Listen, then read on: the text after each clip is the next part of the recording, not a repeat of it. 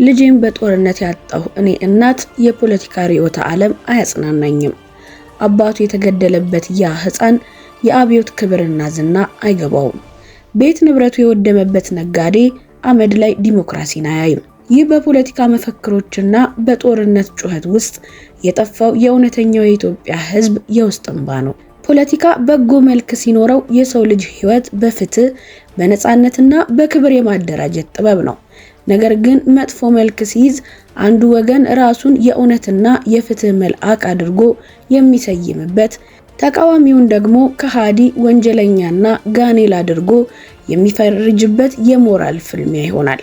ሰላም ጤና ይስጥልን ውድ የግሎባል አዲስ ቤተሰቦች፣ በዛሬ ግሎባል አዲሳችን በቦርከና ሚዲያ ላይ የወጣውን እጅግ መሳጭ ጽሑፍ መሰረት በማድረግ የኢትዮጵያ ሰላም ዲሞክራሲና ልማት ለምን ተቃዋሚን እንደ ሰው ማየት ላይ እንደሚመሰረት በጥልቀት እንተነትናለን። እስከ መጨረሻው ድረስ አብራችሁን ቆዩ። ከመሸጋገሪያ በኋላ እንመለሳለን። እስከዛው ቻናሉን ሰብስክራይብ በማድረግ ቤተሰብ ሆነው ይጠብቁን።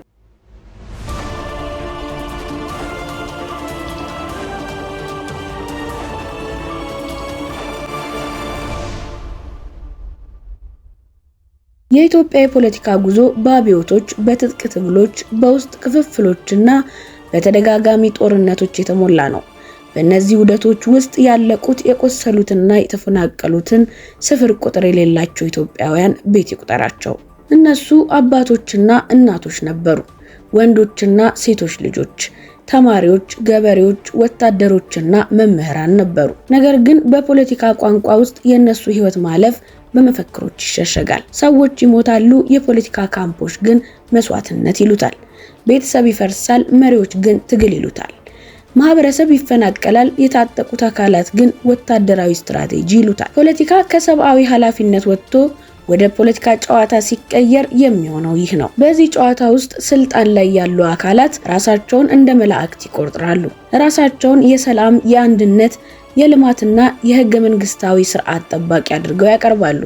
ማንኛውም የሚቃወማቸው አካል ግን ወዲያውኑ የሀገር ጠላት፣ የልማት እንቅፋትና የሰላም ስጋት ተብሎ እንደ ጋኔል ይሳላል። በሌላ በኩል መንግስትን የሚቃወሙ ወይንም የሚዋጉ ኃይሎችም ራሳቸውን መላክ ያደርጋሉ።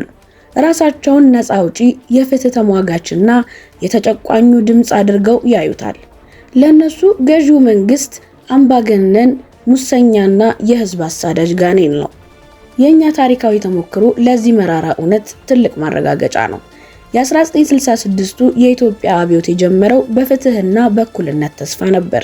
ነገር ግን የፖለቲካ ቋንቋው እየከረረ ሲመጣ ሰዎች አብዮተኛና የህዝብ ጠላት ተብለው ተከፈሉ።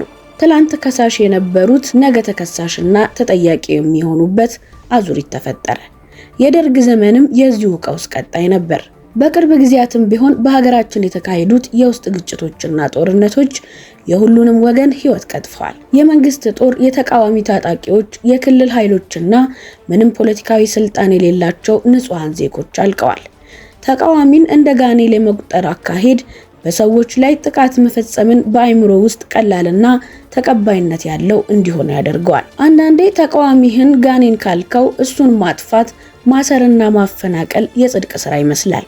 ነገር ግን የትኛውም የፖለቲካ ፕሮግራም የትውልድን ህይወት ለመቅጠፍ የሚያበቃ ፍጽምና የለውም። ታዲያ ይህንን አደገኛ ዙሪት ሰብረን ወደ እውነተኛው የሰላምና የዲሞክራሲ መንገድ ለመሸጋገር የሚከተሉትን 4 መንገዶች መከተል እጅግ ጠቃሚ ነው። የመጀመሪያው ፖለቲካዊ ትህትና ነው። መሪዎችም ሆኑ ተቃዋሚዎች ራሳቸውን ከመላእክትነት ማውረድ አለባቸው። እኛም ሰው ነን፣ እንሳሳታለን፣ ተቃዋሚዎቻችንም ሰው ናቸው፣ የራሳቸው ፍርሃት፣ ቅሬታና ፍላጎት አላቸው ብሎ ማመን መጀመር ያስፈልጋል። ሁለተኛው ሰብአዊ ቋንቋ ነው። ቃላት ይገድላሉ። ተቃዋሚን አረም፣ ካንሰር፣ ባንዳ ወይም ማውሬ ብሎ መጥራት ማቆም ያስፈልጋል። አንድ ሰው ሳይሳሳት ወይንም ፖሊሲው ሳይስማማን ሰውነቱን ማክበር ይቻላል። ሶስተኛው ተቋማትን መገንባት ነው።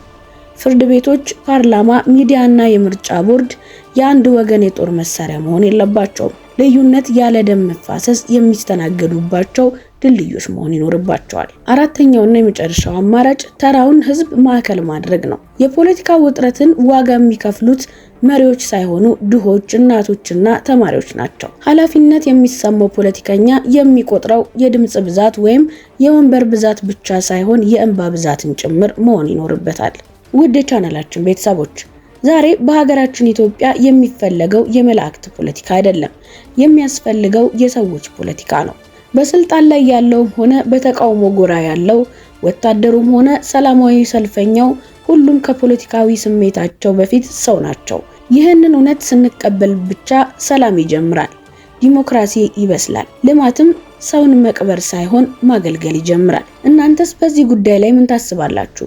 የኢትዮጵያ ፖለቲከኞች ተቃዋሚዎቻቸውን እንደ ጠላት ሳይሆን እንደ ሰው አይተው ለመደራደርና ለመደማመጥ ዝግጁ ናቸው ወይስ አሁንም የፖለቲካ ጨዋታ ላይ ናቸው? ያላችሁን ሐሳብ በኮሜንት መስጫው ላይ አጋሩን። ለዛሬ ያዘጋጀንላችሁ የግሎባል አዲስ ትንታኔያችን ይህንን ይመስል ነበር። ቪዲዮውን ከወደዳችሁት ለሌሎች እንዲደርስ ላይክ እና ሼር ማድረግ አትርሱ። አዳዲስና ጥልቀት ያላቸውን እይታዎች ለማግኘት ደግሞ ቻናላችንን ሰብስክራይብ በማድረግ ቤተሰብ ይሁኑ። ስለተከታተላችሁን ምስጋናችን ከልብ ነው። ሰላም ለኢትዮጵያ። ቸር ሰንብቱልን።